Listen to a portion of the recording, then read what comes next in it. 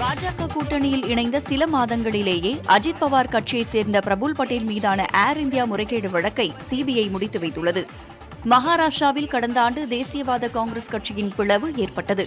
இதனையடுத்து அஜித் பவார் அணி, ஏக்நாத் ஷிண்டே அணி, பாஜக ஆகியவை இணைந்து கூட்டணி ஆட்சி அமைத்தது. தேசியவாத காங்கிரஸ் எம்பியாக இருந்த பிரபுல் பட்டேல் தனது பதவியை ராஜினாமா செய்துவிட்டு அஜித் பவாருடன் இணைந்து செயல்பட்டார். தேசியவாத காங்கிரஸ் அஜித் பவார் அணிக்கே சொந்தமான நிலையில் மீண்டும் மகாராஷ்டிரா மாநிலத்திலிருந்து மாநிலங்களவைக்கு போட்டியிட்டு பிரபுல் பட்டேல் வெற்றி பெற்றார். இந்நிலையில் பிரபுல் பட்டேல் மீதான ஏர் இந்தியா முறைகேடு வழக்கை சிபிஐ முடித்து வைத்துள்ளது. கடந்த 7 ஆண்டுகளாக நடைபெற்று வந்த இந்த வழக்கை பாஜக கூட்டணியில் இணைந்த சில மாதங்களிலேயே சிபிஐ முடித்து வைத்திருப்பது சர்ச்சையை ஏற்படுத்தியுள்ளது.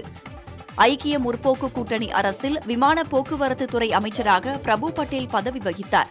அப்போது எமிரேட்ஸ், ஏர் அரேபியா மற்றும் கத்தார் ஏர்வேஸ் உள்ளிட்ட வெளிநாட்டு நிறுவனங்களின் விமான சேவைக்கு அனுமதி வழங்கியதில் முறைகேடு நடந்ததாக சிபிஐ வழக்கு பதிவு செய்து விசாரணை நடத்தி வந்தது.